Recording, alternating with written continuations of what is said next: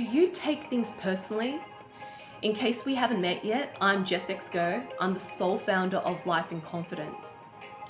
When we take a positive or an honest feedback or any form of comments as a personal attack, it is a projection that we are triggering onto that person. And that trigger is coming from unresolved childhood traumas. The lens of perceiving that person from a place of wounding, that we're not being seen or heard, or we're being misunderstood, or whatever the story is, right? And there is some truth to that, but there's also distortion in that as well. So we need to learn how to mindfully master what is the truth in it and what is the distortion that we need to let go of to fully see the truth in this experience. And to give you an example that I definitely had experienced a lot of backlash and bullying for my line of work, and also people wanting to compete with me by copying and paste a paragraph of my event copy. And what I've noticed is that what is brought up for me is the feelings of being triggered, that I am under attack, that I'm experiencing betrayal, distrust with someone that I know, and even with people that I don't know that is supposed to be part of a supportive community. And I had to really learn, how can I see the truth in this through discernment and not through my pain? And when I choose to look at it from my pain, that's when shit hits the fan. There is no growth. It keeps me stuck in my victimization. When I'm able to process the pain of where it's coming from, or just simply just processing the pain through sound, through movement, through breath, then I'm able to see things clearly. And sometimes I would ask a person that I trust to see what is their perspective on this, so I can gain a third party observation of the scenario that I'm in. And this helps me to open up my perspective around my projection as well.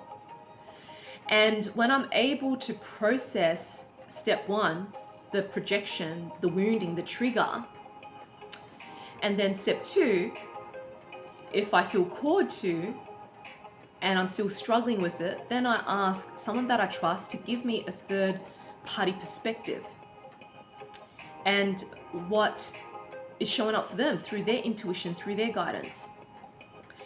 And then step three, I just tune in within myself, which perspective is in alignment for me and how I can see the truth of the matter in this experience. And then communicate step four consciously with that person, how that shows up for me. And there are times where there is no communication that's needed, depending on the matter. Some matters is where it could be, for example, with my experience, I went to a girlfriend's 50th, and there was this friend that I don't really call as a friend, I would say an acquaintance now, who I tried to collaborate with, and whenever that happens, she would take advantage of the collaboration. And there was a time where she plagiarized a paragraph of my event and make it as hers. And when I pulled her up on that, with a place of honesty and discernment and neutrality, that she started to vent out her anger and her woundedness with the feminine towards me, that was very uncalled for and not needed. And she removed it, but didn't apologize and didn't own her shit in her part of the experience that was co-created with me. And so we just left it at that, because I didn't see the point of continuing the conversation when she wasn't ready to drop her ego and be humble about what showed up for me. And I saw her at my friend's 50th, and I knew she was going to be there because it's a mutual friend. And in saying that, you know, a piece of guidance that I would highly recommend is, if you know that there's someone who's going to come to a social setting that you had a trigger with or projection with, it's a good idea to prepare yourself how you want to show up in any interactions with that person or any level of engagement with that person. So for me, my A game was to minimize interaction, because it's not in alignment for me to be in conversation with this person. And when I have the opportunity to exit any conversation with her, I will make sure that I will do that to honor myself and to protect myself with her as well. So I'm not creating or rehashing the past at a 50th. So what showed up was that she hugged me, and later on in a different setting throughout that 50th, a seat was open up next to me and she sat next to me, and a woman says, oh, there's no more seats that I can sit into the circle. And I said, well, you can sit in my seat. I'm gonna go and mingle with other people. And that felt right for me, because I was not interested in engaging in any conversation with this woman, and I'm happy to just keep it as neutral and minimal as possible, and just allow myself to enjoy the 50th by mingling with other people that I don't have a trigger or projection with, or that I'm not being seen or heard. So throughout that, she just noticed me on the dance floor and kept looking at me, and I could see that she wanted to say goodbye to me because she kept looking at me, and I was just focusing on being on the dance floor dancing, and I could tell she doesn't want to dance, and she left. And as soon as she left, I felt safe, because I didn't feel like her eyes were on me, because I had a sense that she wanted to talk to me. And I just felt like if she was to talk to me, I don't think it will come from a place from humility. I think it would be coming from a place of ego, where she's just only interested in what's going on in my business, because I'm operating at a higher level than she is. And knowing my past history with her, that she's the type that is quite competitive and will do whatever it takes to win. And I'm not interested in engaging with the wounded masculine and feminine energy with her. So with that in mind, I was able to coexist with her under the same roof by honoring my needs and protecting my energetic container by doing what feels right for me. And if she was open to an apology, I would be open to receiving that from her. So that's an example of how to manage that in a different environment. And then there's another example where I was working with a really hard case client, and she has no boundaries, and I would be put up on a pedestal in one moment, and then I would be diminished and condescended in another moment, which created a lot of chaos and uncertainty and unnecessary drama in the WhatsApp support that I've created for her. And I decided to end the relationship with her when she finally confessed that her intention with me wasn't to receive healing and guidance from me as a client, but to receive guidance and support as a business partner and collaborator, which I never agreed to. And I've expressed that, and it still was not being honored and respected. And I felt like the best way is to end this container, because her intentions were not in alignment for what I'm here to show up for her healing.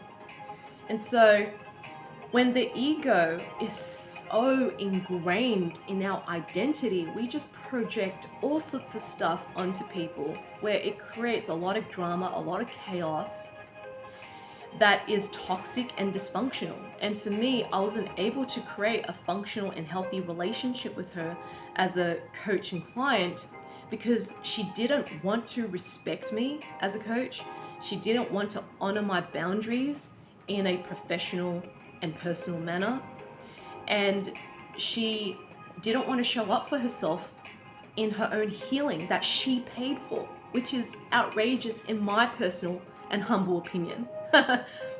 Where I've invested tens of thousands and thousands and thousands of dollars, over $100,000 in self-development and spirituality and all forms of healings, for me to get to this point where I am, where I can be a better human being, where I can be a lot more conscious in my thoughts and how I show up and how I can do things better if I do blow up, because we're all human. Or if I have my own setbacks, there's always something that I can learn from it. And how can I implement that so I can break that pattern and create a new imprint or a new pattern instead? So whenever I experience a projection from someone else, I've learned, okay, how is this projection serving that person? What is it enabling in that person? What are they getting out of that projection with me? And by understanding where their projection is coming from a place of curiosity, or just simply putting myself in their shoes, I'm able to not take that projection personally. I'm then able not to take that attack personally, those comments personally, because it's coming from their unresolved traumas and wounds that needs to come to light, and it's being expressed through this projection. And it's up to me to stop the buck instead of continuing this projection, but to stop the patterning. And when we stop the patterning of projection, it does create a disruption for that person, where they get even more triggered because they feel so entitled to that projection that they keep indulging in this negative pleasure of projection onto the other person, because they're not in control of that projection within themselves. They're so caught up in their pain and negativity that they're just simply just dumping it and expressing it onto the other person. And when we keep reinforcing that break in that patterning of projection, if we keep being consistent in stopping it, that person will eventually come to a realization that their projection is not healthy at all, that it's not okay to show up in that way, and that they need to go within themselves and look into that. And whenever I find myself projecting and I get honest feedback from others, I can then see their perspective and the bigger picture and how I'm showing up and what I can do about it. And that is the beauty of honest feedback. And it's frustrating where I don't get honest feedback, but people want to give me feedback, but they don't give it to me. And it creates a lot of confusion on my end.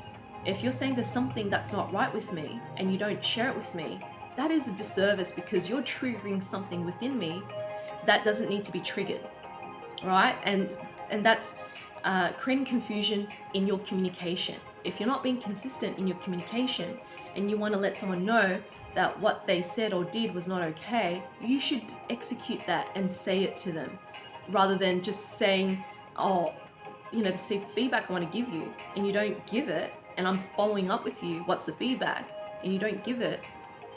that is also a projection in itself, a passive aggressive projection. And a lot of people don't have the awareness that they struggle to communicate honesty with someone because they're afraid of being confronted or criticized. So with honest feedback from a place of mutuality, respect and love, you're doing that person a favor. And if that person isn't ready to receive that honest feedback, then they're not ready to receive it because they're so caught up in their egoic deficiencies. So never take things personally, because everybody is on their journey with projections. Some people are ready to receive feedback and how they can change and shift this, and some people are simply not. It's just not in their field of consciousness to break that pattern. This is why we cannot take it personally. So my love, I hope you got something out of this. And if you need support in processing and breaking the pattern of a particular projection, I would highly recommend that you come along to my Transforming Trauma workshop, either in Adelaide, Tokyo, or in London, to start processing these unresolved childhood traumas that we've inherited from our upbringing, our ancestors, our past lives, to then experience and neutralize that projection and see our families, our loved ones, our friends, our past lovers, our current partners in a different light, from a place of dissolving the projection, from being the observer. You can click on the links below to learn more, to book a ticket, or to book a call if this is right for you. I am also running my conscious relationship workshops in Sydney, Adelaide, Tokyo, and London, to help you embody and find yourself in the integrated, healed feminine and masculine. And this is for you whether you're a conscious single or a conscious couple, where you are ready to break the pattern of the avoidant and anxious patterns in your attraction of relationships or in the relationship that you're in, and to really witness and experience yourself and others through the expansion of your sexual identity in a sacred and safe way, as well as your heart space, connecting it and infusing it with spiritual, divine healing and guidance. So you can click on the links below to learn more, to book your spot, or to book a free clarity call to see if this is for you, or if you need to be on a payment plan. And I am also running my full moon past life trauma clearing circle and my ancestral trauma clearing circle via Zoom.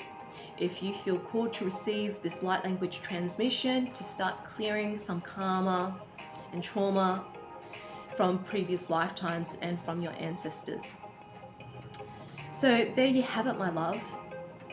May your projection shows you a pattern, what you need to break, so you can show up as the true essence of you. If you got something out of this video, please subscribe to my YouTube channel, give it a like, share it with your loved ones, and comment below what you got from this. May you be the light that's in your heart.